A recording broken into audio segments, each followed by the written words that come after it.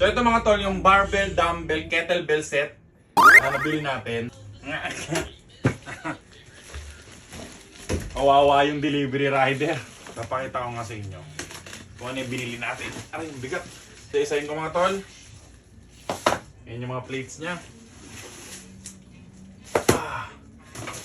Tapos ito yung mga plates niya. Tama! So ito mga tol, yung laman nun. Ang gandahan kasi rito, kita nyo to. So ito mga tol, kagandahan kasi rito, pwede siyang maging kettlebell. Ayan yung kettlebell. Yan.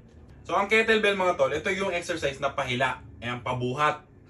Meron naman tayo, ito. So natatransform siya para maging barbell.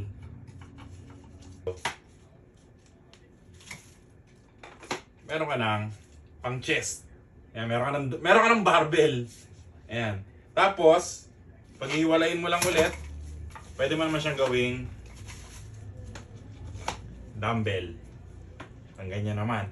Tapos, huwag kayong mag-alala mga tol, kasi may kasama siyang locks. Ayan. So, ito mga tol, yung barbell, dumbbell, kettlebell set na nabili natin. At kung kailangan nyo nga nito, alam nyo na gagawin nyo, click nyo na lang yan.